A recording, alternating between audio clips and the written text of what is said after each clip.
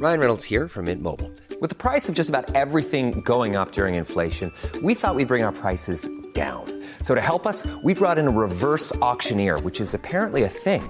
Mint Mobile Unlimited Premium Wireless. How to get 30, 30, bit to get 30, bit to get 20, 20, 20, bit to get 20, 20, bit to get 15, 15, 15, 15, just $15 a month? Sold! Give it a try at mintmobile.com/switch. $45 upfront payment equivalent to $15 per month. New customers on first 3-month plan only. Taxes and fees extra. Speed slower above 40 gigabytes. See detail.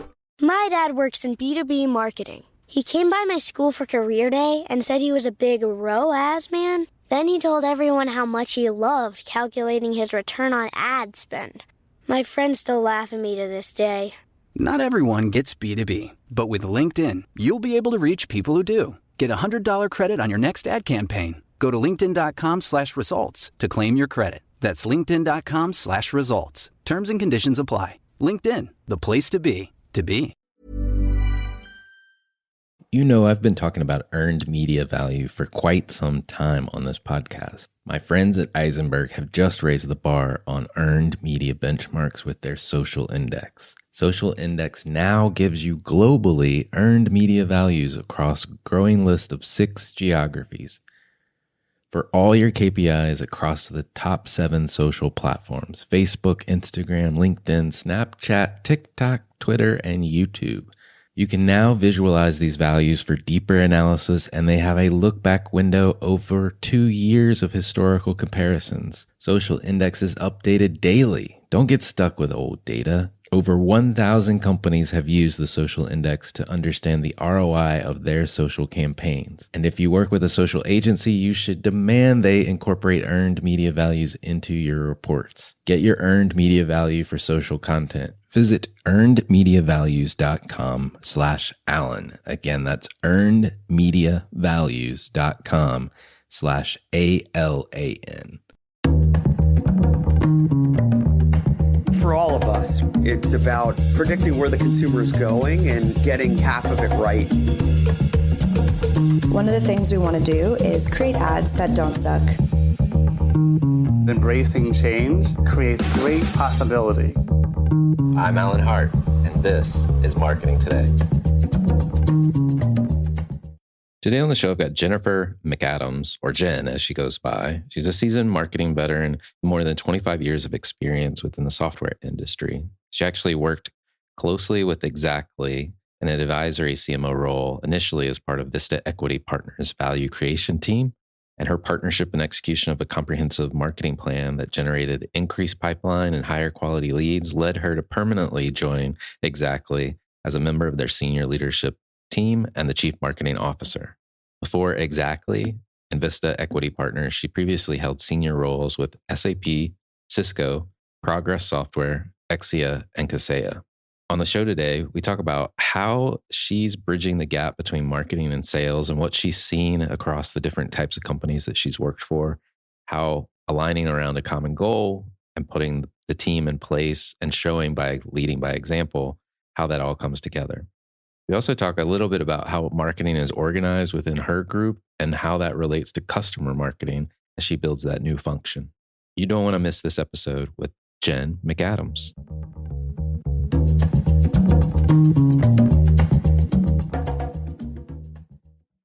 Welcome to the show, Jen. Thanks so much for having me. Yeah, I'm excited for this conversation. Before we get into the business side of everything, I am a dog lover. I have 2 rescue dogs at home, and I hear you've rescued a Chihuahua, and I would love for you to tell me more about it. Yeah, absolutely. He's been with us since February. His backstory is he was found behind a bowling alley in San Antonio, Texas, with 3 other Chihuahuas. His name is Biscuit. He's 11 pounds. He joined our 10-year-old 83-pound golden retriever. So the 2 of them, it's quite entertaining to watch them play. But he's pretty much a Velcro Chihuahua. So he's in my lap right now, sleeping. He's in my lap 90% of my working day. So sometimes he's learned the word BYE. So if I say that, sometimes he knows I'm done with a call and he'll jump up and lick my face. So he's been on camera a few times, but he's typically like below the fold on my lap. I love that. Chihuahuas are so small comparative to a golden retriever. Does he still think he's a big dog when he plays with your big dog? They're on pretty good footing. He thinks he's a big dog with my sons. So even though we've had him since February, both of my sons are about 6 feet and they're 19 and 20. So he likes to try to impress them with his viciousness and scare them off sitting next to me or sitting too close to me. That sounds like a Chihuahua. That sounds like a Chihuahua. Awesome. From dogs to business, you are now the Chief Marketing Officer at Xactly. Where did you get your start and what were some of the chapters in your career? Sure. I don't know if I start answering this question by going way too far back, but I went to Northeastern, which is a co-op school, meaning you're working half the year and you're in class half the year, which was a really great experience for me. So I'm fond of saying I graduated with a resume and a business suit, and not a lot of my friends from that time who went to other schools could have said the same. So I had the opportunity to try things like PR and technical writing and a few other disciplines, and really just found that I loved marketing.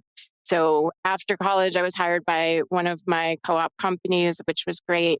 I was there for a while, and this will, of course, date me, but it was my print vendor, the man who printed our brochures, who said, hey, there's this company growing really quickly down the street. You should go talk to them.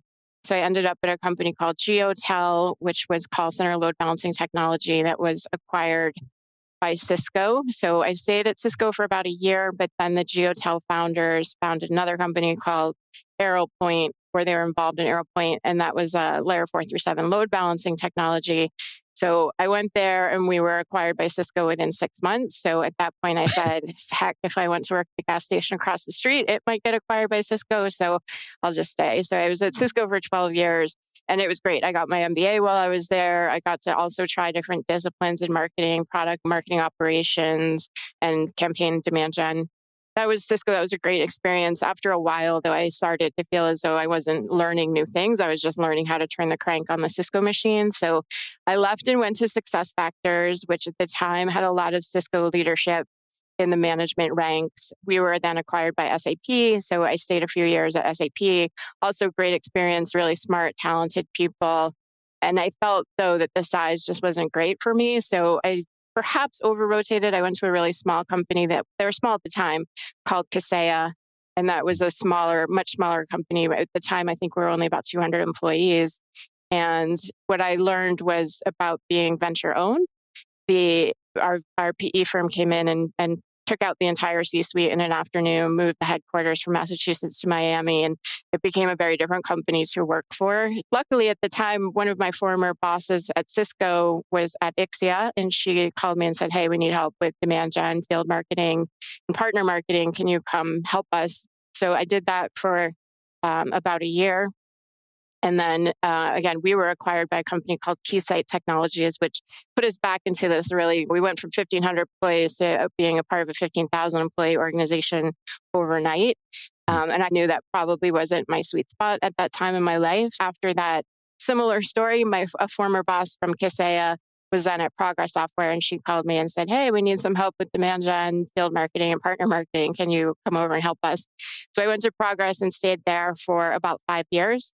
Progress was great. It was a company growing by acquisition, so a lot of different products and a lot of different spaces. I personally actually reported to the CRO, which was an incredible experience for me. He was great. My peers were great about really taking me behind the curtain, if you will, and showing me how the sausage was made and things like territory design and planning, quota management, things that I just probably wouldn't have been too exposed to in a normal marketing role. So that was a terrific experience. He then retired. And when he retired, I said, maybe it's time for a change. So I went to Vista Equity Partners and saw things from the other side. I ran a marketing practice inside of Vista with the marketing building a CMO community for all of the portfolio companies, leveraging best practices across portfolio companies. And that was a lot of fun. So I got to work with, could be 30 to 40 companies at a time, and a lot of the great brands that are in the Vista portfolio, one of them being Xactly. So I had worked on engagements with Xactly before I joined, and the CEO at one point had said, hey, can you just join us and help us out here? My Vista boss was on the phone at the time, and he said, absolutely not. So it took a little while to negotiate the best path forward for Vista, for Xactly, and for myself. So I've been here since about October of 2023, although I've worked with the company a lot longer than that. Interesting. Yeah, you've gone through many acquisitions, it seems like, and you've had the private equity experience in a couple different settings, actually working for the private equity firm and now for a holding company within the private equity group.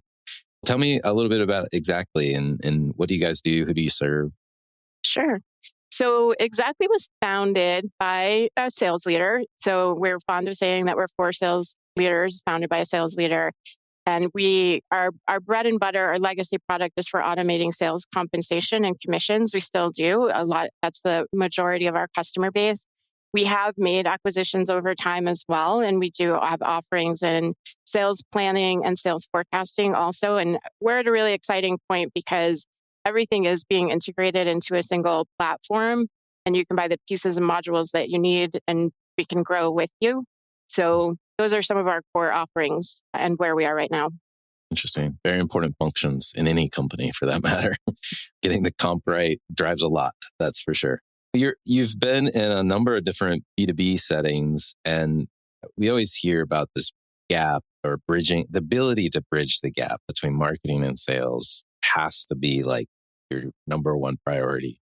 What are you seeing and experiencing both in your current role, but maybe in other roles that you've seen as well? Sure.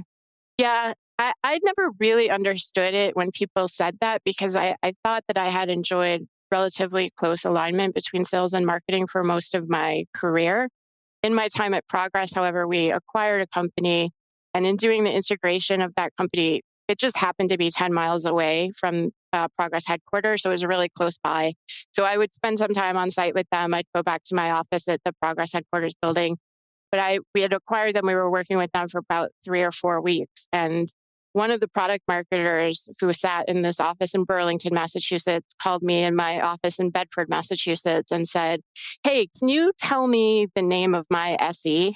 And I was like, "I've been working with you for 4 weeks. You've been there for 4 years. You can literally ball up a piece of paper at your desk, stand up and throw it and hit your SE, and you don't know his name." So it was like, oh, now I see what we're talking about with sales and marketing alignment. So people just weren't talking, literally. That was a big eye-opener for me. I think in my work with other companies too, what I've seen is a big red flag is when you say, "Oh, is there one meeting where I can go to where sales and marketing is talking jointly about performance or expectations or SLAs or what's coming?" And the big red flag is when either department will say, "Oh, we don't invite them to our meetings." So I've seen that a couple of times. And once the departments really just stop talking, and it sounds very basic and fundamental, but once that happens, that's when really bad things can happen. I got here at Xactly. I won't say we were quite in that spot, but there was a lot of distrust between sales and marketing. And one way, of course, it's just collaboration. It's just being able and open to listening, attending each other's meetings. I think I tell the story too that I attended my first sales QBR here at Xactly, and one of the reps said to me, "We've never had a CMO come to a QBR before." And I was just like, why wouldn't you? That's where you hear all the stories and you get to hear what's on the front line and what the battles are and what you need to help them with. That was also a step in the right direction for us. But for us, also aligning goals, as we mentioned, right? My compensation is tied to my sales leader's performance. That's something that we instituted here that I think made a difference too, is you're not just gold on your MQL, you're gold on the actual sales attainment. So I think that's gone a long way to align sales and marketing because we're all rowing in the same direction and we're not fighting over attribution because at the end of the day, we're all going to succeed if we hit the big number. My dad works in B2B marketing. He came by my school for career day and said he was a big ROAS man. Then he told everyone how much he loved calculating his return on ad spend. My friends still laugh at me to this day.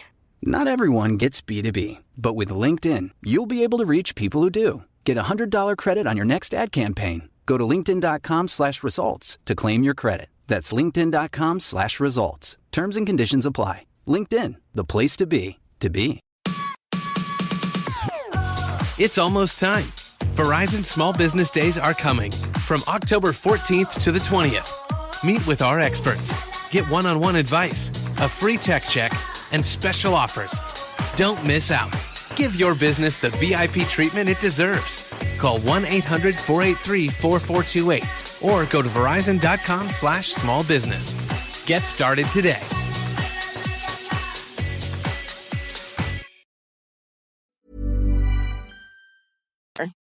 But to your point, having that common goal of revenue, not just saying, here's your lead and I'm going to throw it over the wall, like that paper ball that you suggested throwing and hitting your SC with. But, that's common goal. I think it goes a long way. How do you beyond maybe just the goal itself, like how do you operationalize this as a marketer? Like how do you invite yourself to the meetings? Start from there. It's true. When I started, we didn't have a CRO, so it was easy to say, why don't I come attend that meeting with you? And even now that we have Sam Zayed as our amazing CRO who is here, he was like, it's really funny that you and I are just show up at each other's meetings and nobody blinks an eye.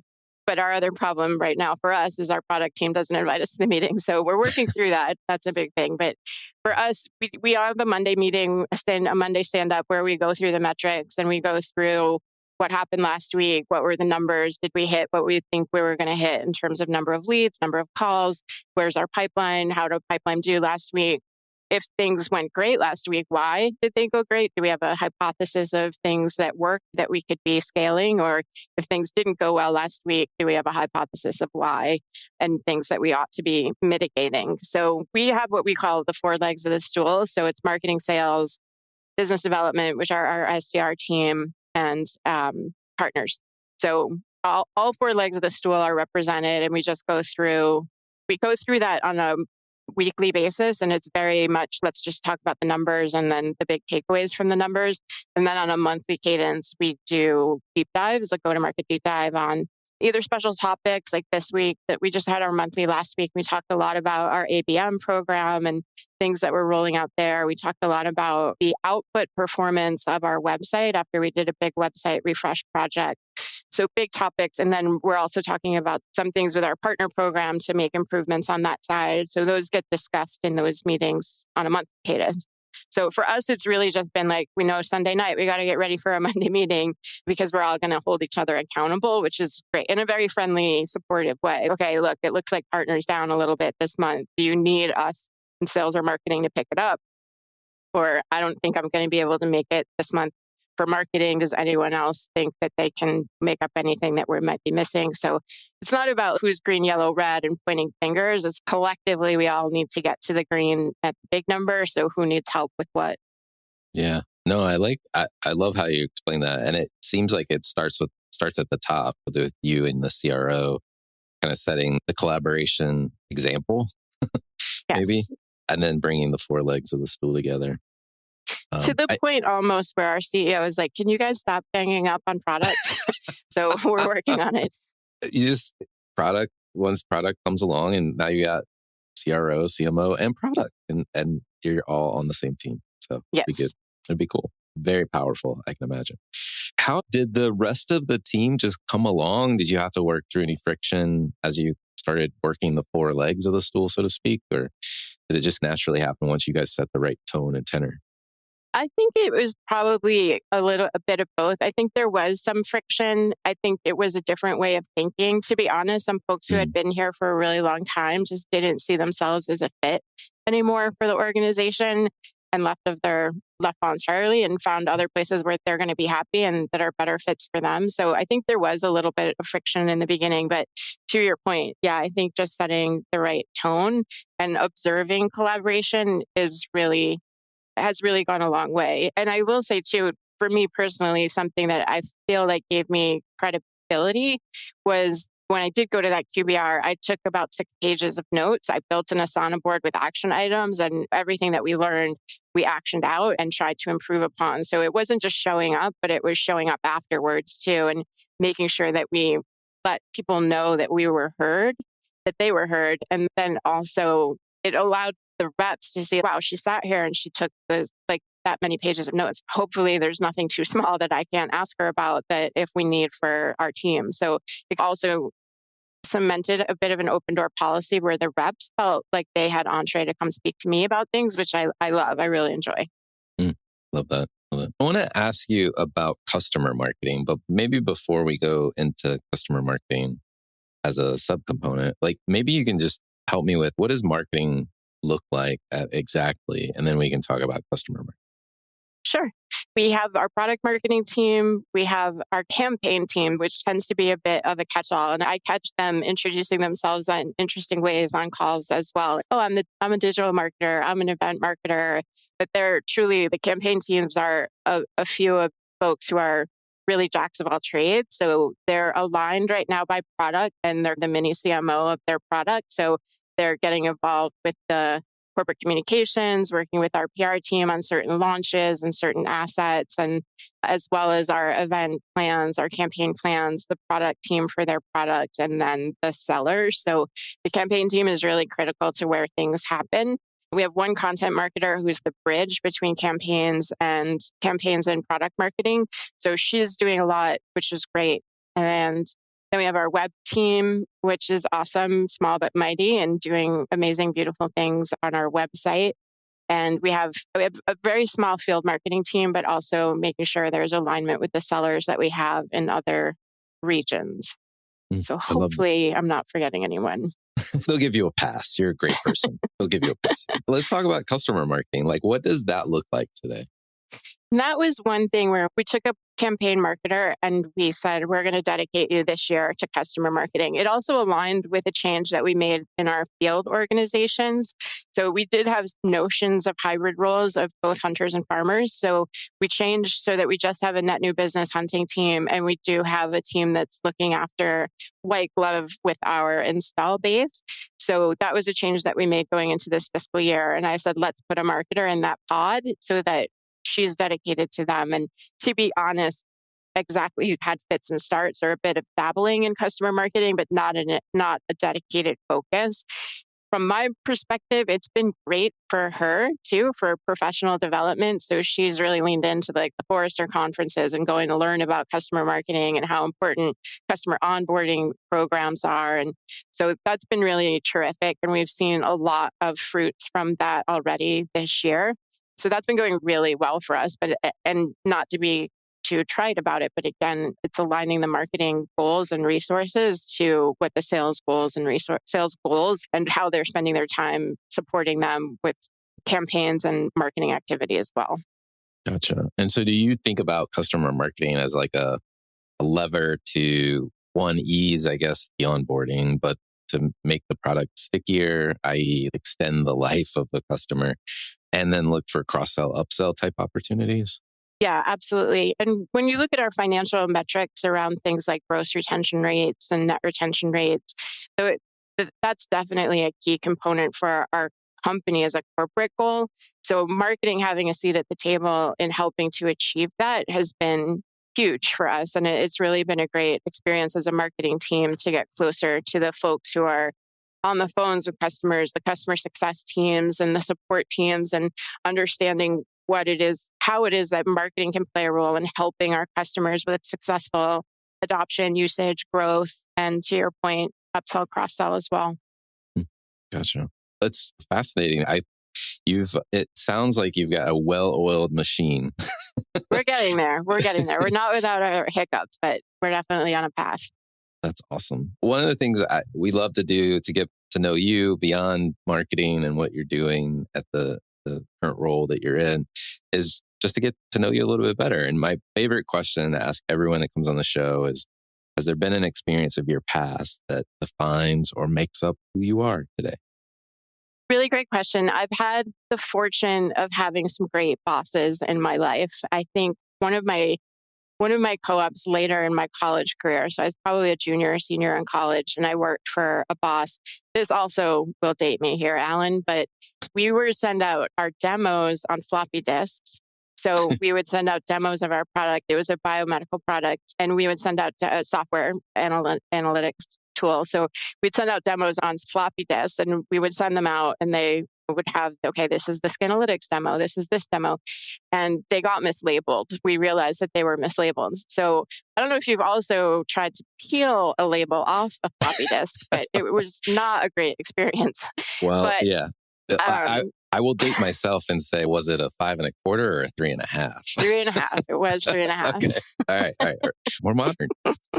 But so I, as the co-op, got the job of peel these stickers off these demos because we invested a lot of money in these demo software disks. So I did that, but the GM of the division sat down, pulled up a box, sat down next to me, and started helping me. So to me, it was like really eye-opening. Like, he's my boss's boss, and he's just going to help because it's work that needs to be done, and he's not afraid of rolling up the sleeves. So that spoke a lot to me, and I think has informed a lot of my own management style.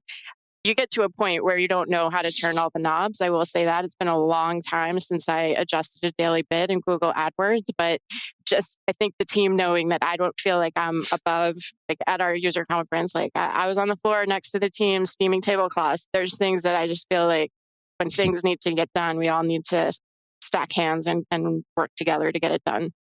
I love that.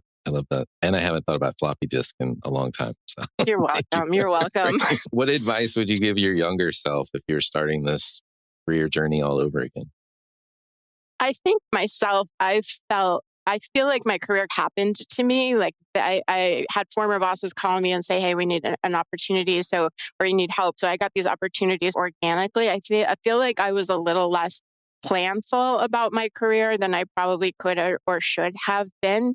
At the same time, I think that my early self was so stressed about making impressions and moving up and things like that. I think I probably could have taken a little more time traveling with my family in the early days, and certainly when my kids were younger. I did miss my daughter's third grade play, which she doesn't actually even remember, but I do. So those are some things too, that sometimes you do have to say no to those business trips. So those were some of the advice that I think a lot of people nowadays know that and wouldn't need to have been instructed that. But I was very single focused about making sure that I could provide for my family. I ended up my husband was a stay-at-home dad for 13 years, which was great because I had career success. There was someone home with kids at all times, and he's an excellent father. So those were all great things. But I think if I went back in time to tell myself to be maybe a little less hard on myself is what I would do. Yeah. No, I think there's just a more openness to balance those things now than there was when we were earlier in our careers. I just had, and I won't say I had words, but I was trying to organize a meeting, and this SE was like, I'm taking 2 weeks off and then working from the vineyard for the rest of the month. And I was like, the last time I took 2 weeks off in a row, I think was my honeymoon. And that's on you. And I was like, you're right. Okay, you're right.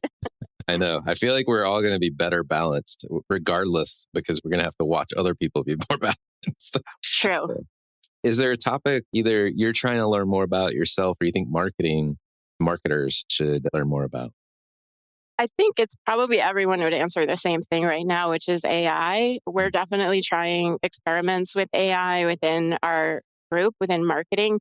We have AI in our product, and I have said that, again, in some of these QBRs, in talking to sales leaders, they're like, it's eerie, Jen. Like, the AI is eerie. It was calling a deal that I thought had absolutely no chance of landing. And then day before the quarter ends, that deal landed. So I think, which is great. It's great that we have it, but learning more about how AI actually works and learning more about things that we could do to leverage it from a productivity and creativity standpoint are definitely things that are top of mind, not just for me, I think, but for the whole department, the whole team that I work with. That's definitely on the forefront of our thoughts of what else could we be doing with AI. Yeah, it is eerie how it works, because you don't know exactly how it works. Yeah. But it definitely has solutions, has answers, has suggestions. Just interesting. Anyway, are there any trends or subcultures that you're following you think other people should take notice of? I wouldn't say it's a subculture. I think that it's really interesting. The email newsletter, Clouded Judgment, if you're in a SaaS company and you're not subscribed to Clouded Judgment, you're probably missing out on something. Your board or your management probably is. So I tend to read Clouded Judgment pretty closely. And then perhaps this is a subculture, but sometimes when I'm like, how are other people doing this? Or what's the best answer to this question? I go to Reddit. And I just find the answers there to be much more organic and authentic. I'm a big Reddit fan, which maybe makes me a nerd. I'm not sure, but those are the things that I would say in terms of trends to follow or subcultures, perhaps. Yeah, no, it's interesting you say Reddit. It came up on another podcast recently as almost like a discovery tool and research tool for a consumer brand, or I think it was a media company technically. But yeah, I feel like everything that you can ever think about has been asked on Reddit before. So it was very helpful in when I said, how can I train my Chihuahua to use stairs? Because you won't go up or down. Yeah, Reddit had a lot of advice to offer. Yeah, awesome. A last question for you. What do you think is the largest opportunity or threat facing marketers today? I have to go back and say AI, and I hope that's not too repetitive, but I do think it's an opportunity. And I feel, though, people think it's a threat. And I'll quote one of the Vista CEOs. I quote him all the time, and I haven't asked him if I'm allowed to, so I won't tell you his name. But he said, people are not going to be replaced by AI, but they might be replaced by people who know how to use AI. So that's something that I think, again, I try to keep in mind when we are doing our daily tasks that AI can aid us with. I love that. I love that quote. Jen, thank you so much for sharing your experience, your background, and thank you for coming on the show. Absolutely. Thanks again so much for having me. Hi, it's Alan again. Marketing Today was created and produced by me with post-production support from Sam Robertson. If you're new to Marketing Today, please feel free to write us a review on iTunes or your favorite listening platform. Don't forget to subscribe on marketingtodaypodcast.com. Tell your friends and colleagues about the show. I love hearing from listeners. You can contact me at marketingtodaypodcast.com. There you'll also find complete show notes and links to what was discussed in the episode today, and you can search our archives. I'm Alan Hart, and this is Marketing Today.